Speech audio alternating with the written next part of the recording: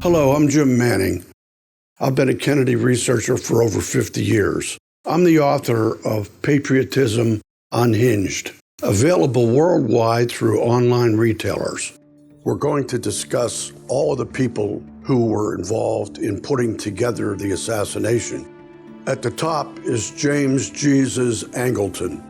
He was the counterintelligence officer at the CIA and probably one of the top three guys.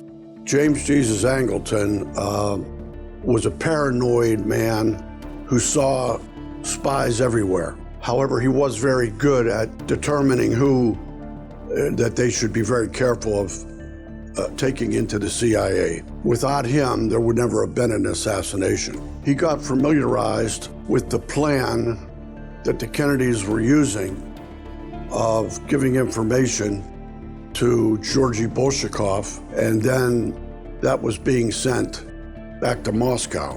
When that happened, he went all out in recording the Kennedys in every place they were. Hyannisport, Hickory Hill, which is where Bobby Kennedy's home was, the White House. And so they were able to connect a lot of things that they could show to back up their claim that he had to be executed. I will tell you that the second man was the director of Central Intelligence, John McComb.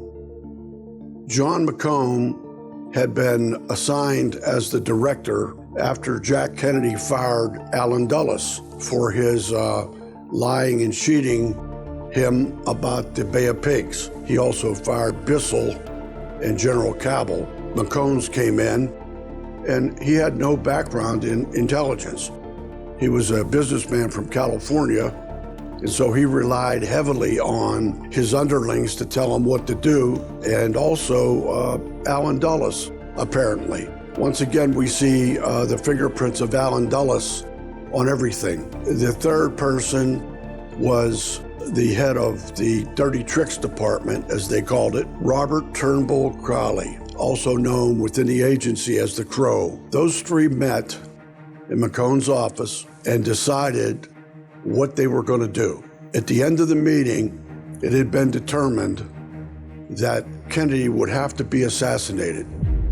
And the reason was that if they didn't take care of it that way, it would just take too long, and they wouldn't get it done until Kennedy was probably out of his second term. So that was the determination that they made.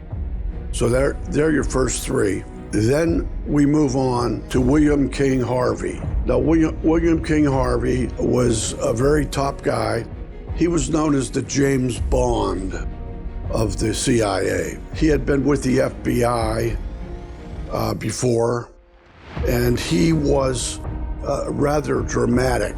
For example, he would go into restaurants and he would take out two guns, put them on a table as he was ordering and then eating, which was very dramatic, but it really didn't need to be done. So he had a flair for the dramatic, let's put it that way. He also was involved in ZR Rifle, which was the plan to put together an assassination team for all assassinations. Let's talk about the Joint Chiefs of Staff. The head of the Joint Chiefs of Staff was General Maxwell Taylor. He had replaced General Lyman Lemnitzer because Kennedy thought he was a lunatic, Kennedy's own words. He liked Maxwell Taylor. He thought he was a good man. So he was the head man. Then General George Decker and General Curtis LeMay and Admiral George Anderson made up the rest of the Joint Chiefs. It wasn't possible to kill John Kennedy unless each and every one of the Joint Chiefs agreed to it. And so it was a little surprise to me personally that Maxwell Taylor, having such a wonderful relationship with John Kennedy, would vote yes. Continuing down from there was Sam Cummings. Now, Sam Cummings was the head of Inter Armco, which was a company that was a proprietary arm of the CIA. And they dealt in munitions, all types of explosive ordnance, They gave rifles to countries all over the world. Interarmco supported burgeoning groups of democratic people in communist countries, basically handled all of the weapons that were used in the assassination by the groups that were involved. They had decided that in order to go through with their plan, they had to get the approval of the Federal Bureau of Investigation. So they sent for a man named William Bill Sullivan, who was the deputy director of the FBI at that time and J. Edgar Hoover's right-hand man. They showed him some of the evidence that they had, and they told him to go back and explain that to J. Edgar Hoover, and he did.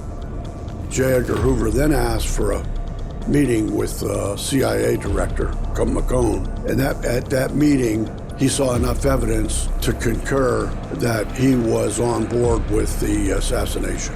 After that, they needed the help of LBJ. So they sent for Abe Fortas, a very, very close associate of Lyndon Johnson, and also Walter Jenkins, who was LBJ's right-hand man at the White House. When they came, they were told pretty much the same thing that Bill Sullivan was told and shown some evidence. And they went back, talked to LBJ. LBJ wanted more evidence, and he got that. And then he concurred. Now, they didn't really feel, the CIA didn't really feel that they would have a problem with either of these people because J. Edgar Hoover hated the Kennedys, and they were going to force him to retire shortly as he reached the age of 72, which was the age for a director of the FBI to retire. So he knew he was losing his job. LBJ knew that he was not going to be on the ticket for the next go-round because he would probably be in jail, because on the weekend of Kennedy's murder back in Washington, the Justice Department was having meetings on what charges to charge him with. He was just weeks away from being indicted. So if he followed through with the plan, that would all go away and he'd be the president of the United States. So they figured that was an easy one. And it was. And so they moved onward from there. There were other people in the CIA who knew about this, but they weren't really mentioned in the minutes of any of the meetings. Meyer, for example, was very, very instrumental because of his control of the media and both print and video. And so he was very much involved. He was divorced from a lady named Mary Pinchon Myers from a wealthy New England family that had once known Jack Kennedy and danced with him at a high school prom. Later on, in the last 30 days of his life, Jackie was not in residence at the White House. She was listed as coming to the White House, I believe, 16 to 20 days out of that month. And they were having an affair. She had introduced Jack to marijuana and also to LSD because she was a very close associate and friend of Timothy Leary, both having been from New England. And Timothy Leary was a Harvard psychologist, well known in the United States as the head guy when it came to LSD. Mary Pinchon Myers was hated by her ex-husband, Meyer. Meyer was a fairly high-up guy in the CIA.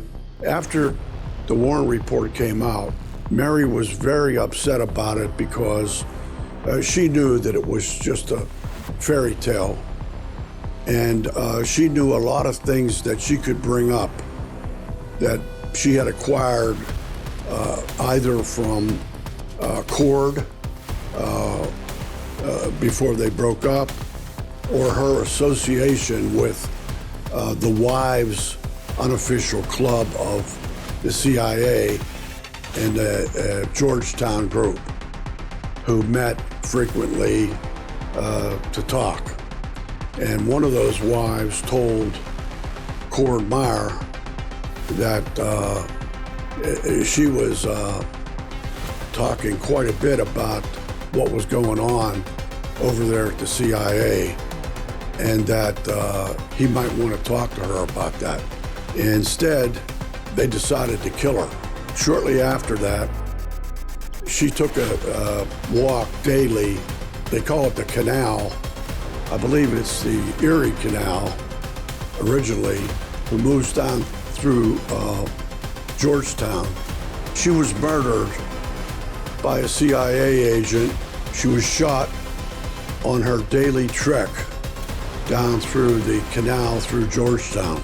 She was shot twice or three times, I believe, and died immediately. It's interesting to note that within minutes, there were as many as 9 CIA agents looking for the perpetrator. And one had found the gun that was used just a step ahead of a DC police officer.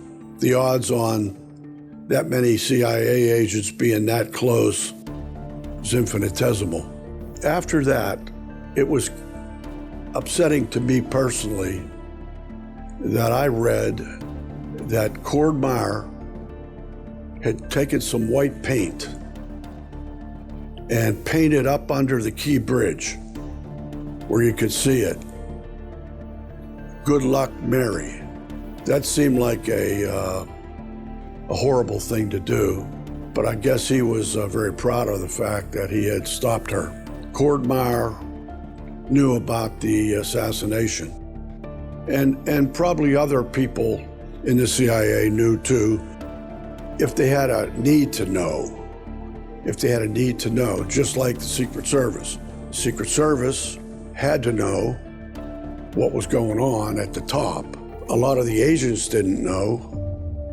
My personal belief is Clint Hill didn't know, but there are agents that I believe did know, and at some point in the future I may name them.